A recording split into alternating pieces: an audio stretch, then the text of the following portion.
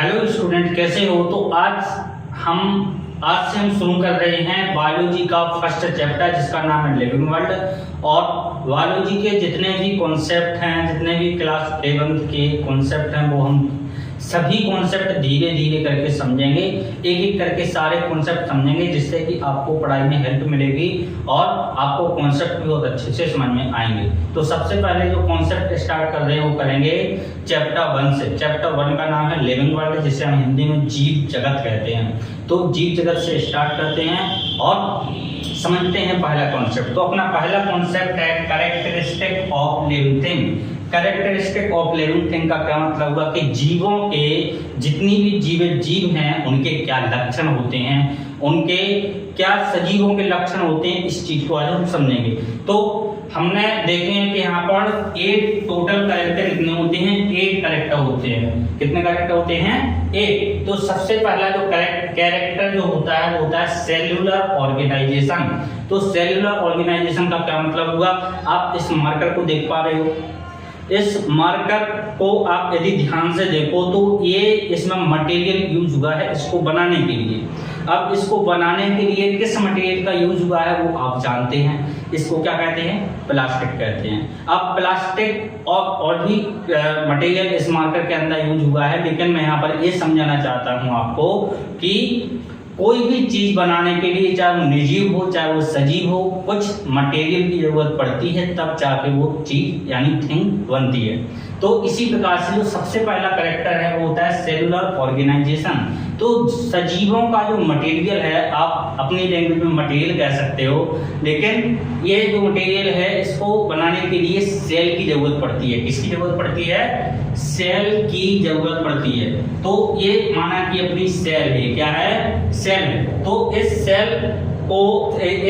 Cell से ही मिलकर क्या बनते हैं? सजीव बनते। कैसे बनते हैं? चलिए आइए समझिए। तो सबसे पहला जो ये एक सेल है, ये दूसरी सेल है, ये तीसरी सेल है, ये चौथी सेल है। इसी प्रकार से ये सेल आपस में क्या रहती हैं? कनेक्ट रहती हैं, आपस में कंप्रेस रहती हैं। ऐसा नहीं है कि भाई इस सेल की इस सेल से लड़ाई हो गई तो ये कहेगी नहीं भाई ना, देख मेरी तेरे से ना लड़ाई हुई है, मैं तेरे साथ जुड़ूंगी नहीं। ऐसा नहीं होता, क्योंकि उन्हें पता है कि हम लोगों ने लड़ाई की तो हम लोग मिलके क्या नहीं बना पाएंगे?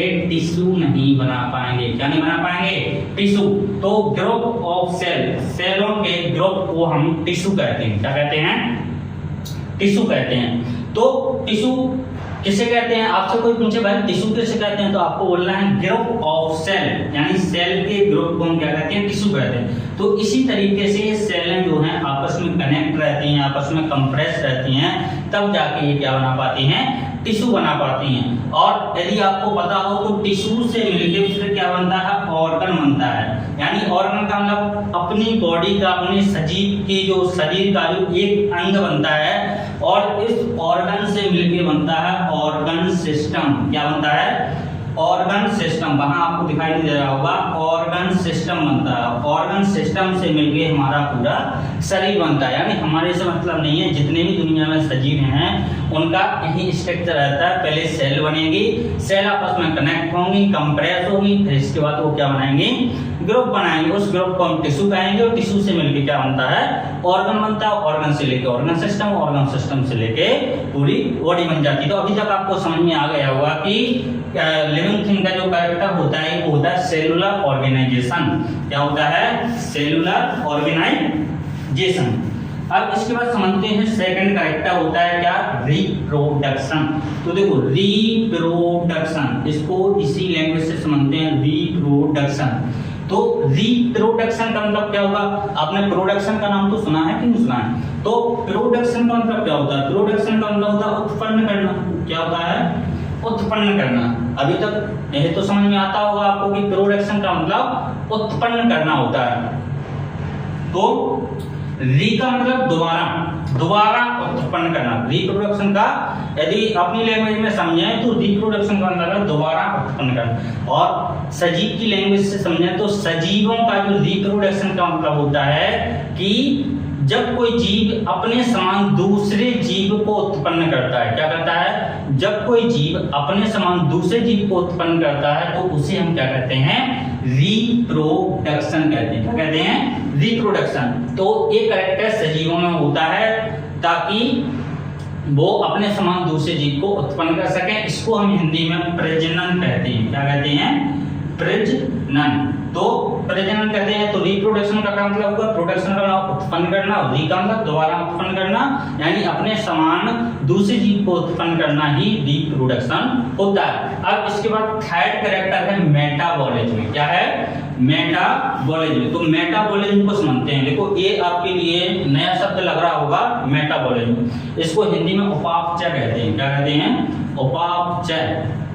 तो मेटाबॉलिज्म जो होता है, मेटाबॉलिज्म का मतलब है कि हमने जैसे खाना खाया, आज आपने कितनी बार खाना खाया? कोई भी आदमी है 3 बार तो कम से कम खाना खाता ही है, सुबह, दोपहर को, शाम को। तो जब हम खाना खाते हैं तो हमारा खाना कहाँ जाता है? अंदर जाता है।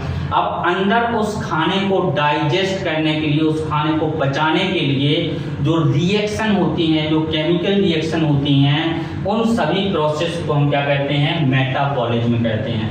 तो खाना खाने से लेकर खाना पचाने तक जो केमिकल रिएक्शन होती हैं, जो प्रोसेस होती है, उसे हम मेटाबॉलिज्म कहते हैं। इस मेटाबॉलिज्म को हम आगे चल के बहुत डिटेल से समझेंगे और आगे आपको समझ में भी आएगा।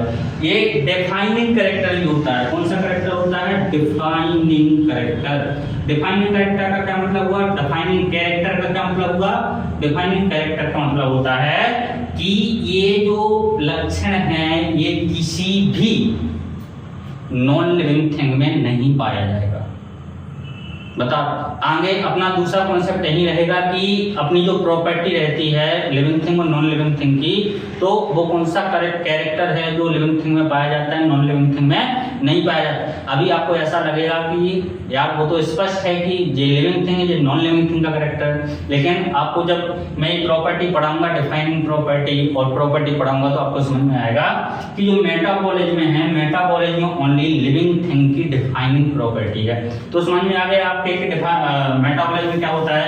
मेटाबॉलिज्म मतलब जो खाना खाते हैं, खाना खाने के लिए, खाना खाने के बाद उसको डाइजेस्ट करने के लिए जो प्रोसेस होती है, उस प्रोसेस को हम मेटाबॉलिज्म कहते हैं। इसके बाद समझते हैं होमियोस्टेसिस।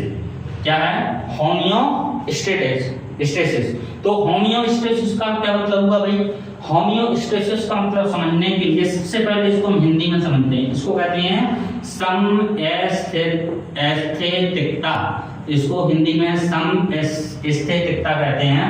समस्थैतिकता भी बोल सकते हैं, समस्थैतिकता। तो इस प्रकार से आप पूरे वर्ड पर मत जाइए, आप इस सम को समझिए। सम का मतलब समान। तो अभी हम लोग देखते हैं कि भाई गर्मी पड़ रही है कि नहीं पड़ रही है। इसके बाद देखते हैं इसके बाद ठंड पड़ेगी, इसके बाद गर्मी के बाद बरसात का मौसम लगेगा और बरसात के बाद ठंड पड़ेगी। तो जो गर्मी पड़ रही है, गर्मी अपना बाहर का एनवायरनमेंट है, बाहर का वातावरण है। तो अपने अंदर की जो बॉडी है उसको बाहर के एनवायरनमेंट से कनेक्ट करने के लिए समान स्थिति बना के चलना पड़ता है। क्या चलना पड़ता है? समान स्थिति बना के चलना पड़ता है। इसे ही हम होमियोस्टेसिस कहते हैं। अब समान स्थिति का क्या मतलब? अभी हम फील कर पाते हैं कि नहीं कि गर्मी हो रही है भाई, गर्मी हो रही है। स्टार्टिंग में जब स्टार्ट होती है, या तो गर्मी स्टार्ट होती है या समर मतलब विंटर स्टार्ट होता है, यानी ठंडियाँ स्टार्ट होती हैं, तो हम कुछ टाइम लोग स्टार्टिंग में बीमार से होने लगते हैं। वो बीमार से क्यों होने लगते हैं? क्योंकि उस टाइम पे अपना जो शरीर है, अपनी जो बॉडी है, उस वातावरण के प्रति अनुकूलित हो रही होती है। क्या हो रही होती है? अनुकूलित मतलब चेंज हो रही होती है, यानी समान स्थिति बना के चलती है। बाहर के एनवायरनमेंट से अपनी अंदर की बॉडी एक दूसरे से समान यानी समान स्थिति बना के चलती है। अब इसके बाद समझते हैं, अभी इतनी चीजें आपको समझ में आ गई होंगी। आई होप आपको ये बहुत अच्छे से समझ में आया होगा। नहीं आया हो तो आप डाउट भी पूछ सकते हैं कमेंट करके, और मेरे को कॉल करके भी आप पूछ सकते हैं, नंबर दे दूंगा। ओके, अब इसके बाद समझते हैं हेरिडिटी। हेरिडिटी क्या होती है? हेरिडिटी का मतलब होता है वंशागति। वंशागति क्या होती है? अपने देखो, अपने पिताजी हैं, पिताजी के पिताजी हैं, और पिताजी के पिताजी और पिताजी के पिताजी, ऐसे मैं गिनवाने को बैठ जाऊं तो बहुत सारे मतलब हो जाएंगे। तो एक लैंग्वेज में समझते हैं कि अपनी पीढ़ी बना के चलना ही क्या कहलाती है, हेरिडिटी यानी वंशागति कहलाती है। वंशागति का मतलब अपने वंश को आगे बढ़ाना।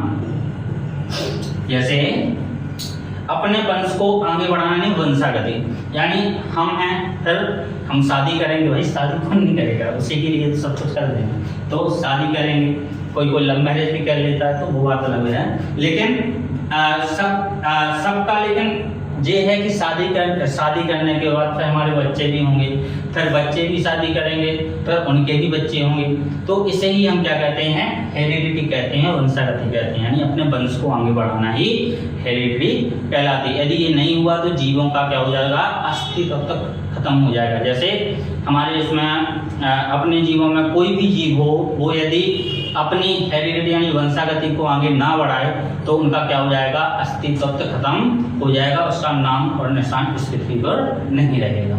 इसलिए हेरिडिटी भी जीवों का एक कैरेक्टर होता है। इसके बाद है रिस्पॉन्स टू स्टिम्युली। तो रिस्पॉन्स टू स्टिम्युली का क्या मतलब होगा, रिस्पॉन्स टू स्टिम्युली का मतलब होगा भाई सुनो लोगों, 1 मिनट हम बताते हैं आपको, ओके।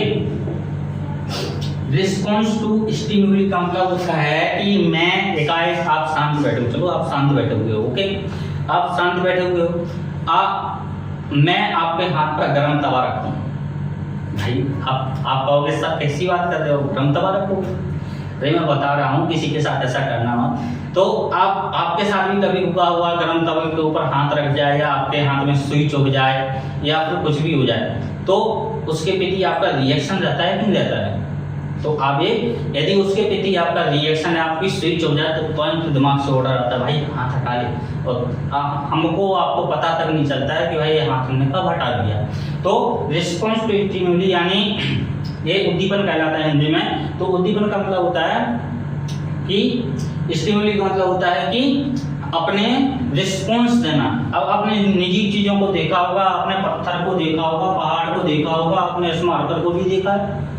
आप इस मार्कर को कितना भी मार लो, गरम तवा रख दो, सुई चुभो दो, लेकिन ये क्या नहीं करेगा, रिस्पॉन्स नहीं करेगा। क्या नहीं करेगा, रिस्पॉन्स नहीं करेगा। और जो सजीव होंगे वो क्या करेंगे, रिस्पॉन्स करेंगे। आप उसको एक थप्पड़ मार के देखो, भाई किसी को मारना नहीं यार किसी को मारोगे आपकी लड़ाई हो जाएगी। आप कहोगे देवेंद्र सर ने कहा था कि आप किसी को मार के देखो, फिर समझ में आएगा स्टिम्युली की डेफिनेशन। तो ऐसा मत करना, बस मैं समझाने को कह रहा हूँ। या तो सुई चुभ, या तो आप में सुई चुभ जाए, या फिर कभी धोखे से गर्म तवे पर हाथ रख जाए, तो हमारा एक रिस्पॉन्स रहता है उस चीज के प्रति। तो इसका ये पता रहता है कि हम सजीव हैं। निजी में ये चीजें आपने कभी भी नहीं देखी होंगी। इसके बाद है ग्रोथ एंड डेवलपमेंट। ग्रोथ का मतलब क्या होगा भाई, ग्रोथ का मतलब होता है बढ़ना। ये हम लोग जानते हैं, ग्रोथ का मतलब क्या होता है, बढ़ना। तो जो हमारा मास बढ़ता है, मास मतलब हमारा जो वजन बढ़ता है, हमारी जो सेल बढ़ती हैं, तो उसे हम क्या कहते हैं, ग्रोथ कहते हैं। अब ग्रोथ तो भाई पेड़ों में भी होती है, ग्रोथ हर एक सजीव में होती है। और बताऊँ आपको आगे समझ में आएगा, ग्रोथ निर्जीव चीजों में भी होती है। ग्रोथ किसमें होती है, निर्जीव चीजों में भी ग्रोथ होती है। आपने देखा हो कि जैसे पहले एक छोटा सा पहाड़, मतलब छोटा सा पहाड़ होता है, इसके बाद धीरे धीरे उसके ऊपर पत्थर जमते जाते हैं, तो एक बड़ा पहाड़ बन जाता है। तो उसमें भी ग्रोथ हो रही है कि नहीं हो रही है। अब देखो ग्रोथ चाहे इनर साइड हो चाहे आउटर साइड हो, लेकिन ग्रोथ तो ग्रोथ है। तो ग्रोथ सजीव में भी होती है और निर्जीव में भी होती है। आगे चल के हम इसको डिटेल में पढ़ेंगे कि ये अपनी डिफाइनिंग प्रॉपर्टी नहीं है, एक प्रॉपर्टी है सजीव जीवों की।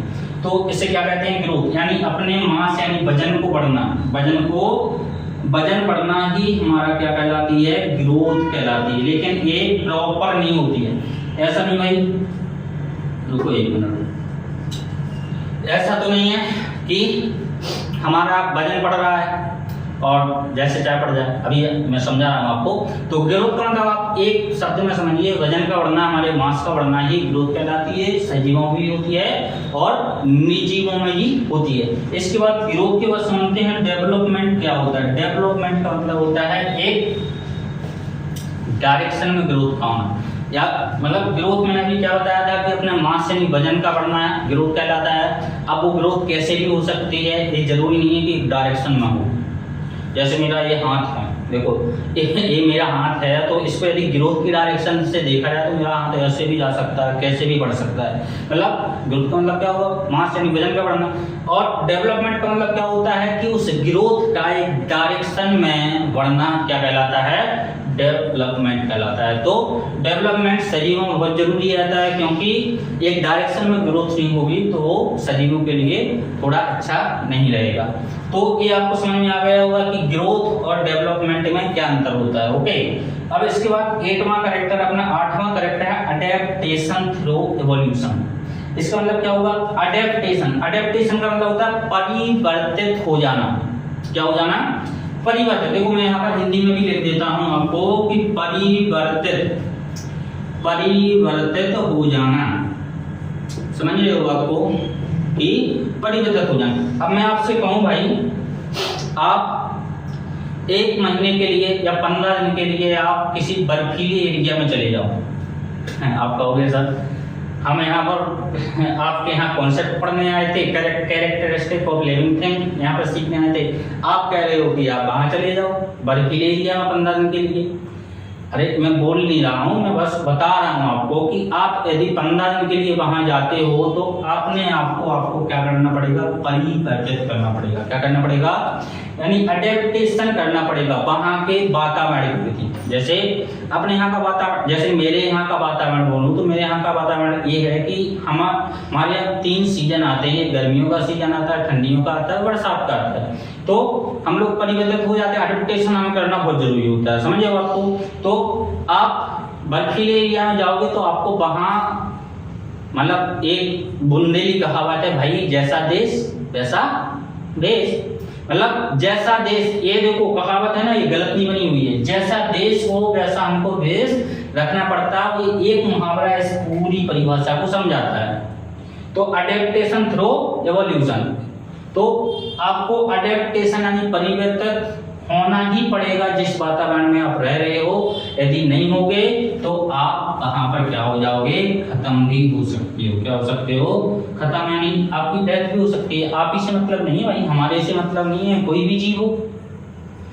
जैसे आप बर्फीले एरिया के जानवर को यहाँ ले जाओ, वो अपने आप को परिवर्तित नहीं कर पाएगा, तो क्या हो जाएगा, वो एक टाइम ऐसा आएगा कि वो उसकी क्या हो जाएगी, डेथ हो जाएगी। क्या हो जाएगी, डेथ। तो अडेप्टेशन थ्रू एवोल्यूशन को समझने के लिए आप इस मुहावरे को समझिए कि जैसा देश बन वैसा वेश आपको रखना पड़ेगा। जैसे डायनासोर थे, तो डायनासोर अपने आप को क्या नहीं कर पाए। जैसे सुनने में तो यही रहता है कि भाई एक एस्टेरॉइड गिरा था, उस एस्टेरॉइड के गिरने से डायनासोर का क्या हो गया, डायनासोर खत्म हो गए। तो इसका मतलब क्या, वो परिवर्तित नहीं कर पाए। क्या नहीं कर पाए, अडेप्टेशन नहीं कर पाए, इसलिए वो क्या हो गए, खत्म हो गए। तो आपको जैसा देश वैसा भेष रखना पड़ेगा, इसे ही हम क्या कहते हैं, अडेप्टेशन थ्रू एवोल्यूशन। आप जैसे वातावरण में जाओगे, जहां भी जाओगे, आपको वहां के जैसा रहना पड़ेगा।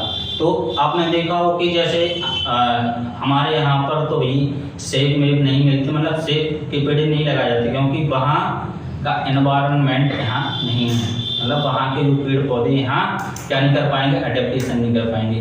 तो आपको जहाँ जाना पड़ेगा वहाँ का अडेप्टेशन यानी परिवर्तित होना पड़ेगा, तभी जाके आप वहाँ जीवित रह सकते हो। यदि ऐसा नहीं होगा तो आपका अस्तित्व भी खत्म हो सकता है। तो आप समझ गए होंगे कैरेक्टरिस्टिक ऑफ लिविंग थिंग, यानी लिविंग थिंग जीवित जीवों के क्या कैरेक्टर हैं।